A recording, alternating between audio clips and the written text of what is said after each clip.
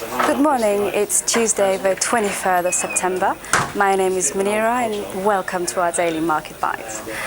So let's start with what happened yesterday in the US market. So yesterday on Monday, the US stocks closed lower, with the S&P 500 suffering its biggest one-day decline since early August, on the back of housing data weaker than expected, which actually raised concern about the level of growth in the economy.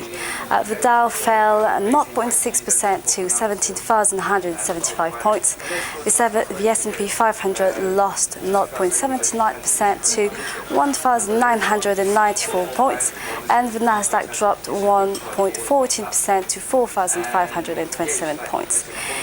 Overnight, the Hang Seng index was flat at midday at 23,960 points on the back of a crucial HSBC PMI in China.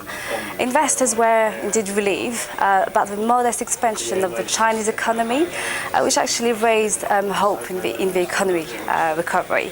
Flash PMI indeed rose to 50.5 in September from August final reading to 50.2.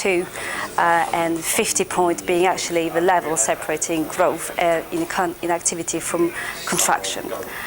On the back of that, ex-Australian shares rose 0.3%, with however miners dropping tempering gains on the back of ample supply.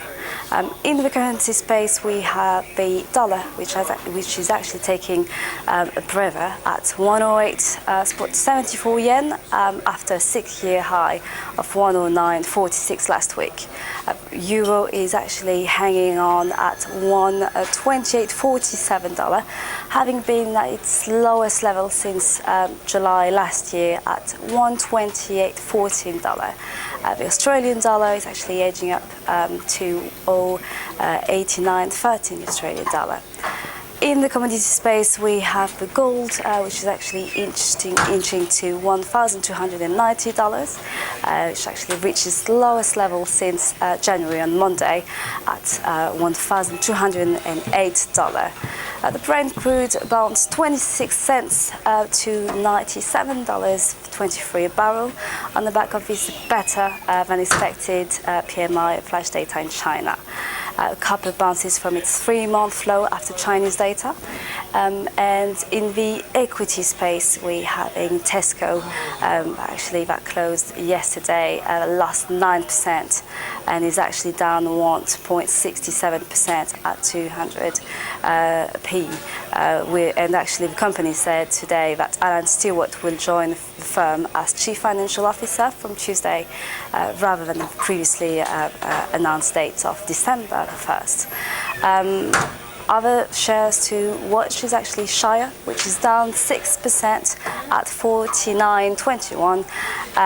They are actually moving against tax avoidance by corporation. The Obama administration took several actions on Monday to curb inversions deals such as US drug makers at this acquisition of Shire that allow companies to escape high US taxes by recuperating abroad. On the commodity space, we are also keeping an eye on BHP Billiton, which actually up by 1.33% at 17.54. BHP Billiton and Mitsubishi will cut about 700 jobs at coal mines they operate jointly in Australia, with the two companies sitting overstaffing in tough market conditions, threatening the viability of business. In terms of data, we are keeping an eye today at 7:30 GMT on the European market German PMI in September, at 8 o'clock GMT the Eurozone PMI, and at 12:30 GMT the Canadian retail sales for July, and at 13:45 GMT the US market US manufacturing PMI. Well, that's it for today. Best of luck with your trading, and I'll speak to you soon.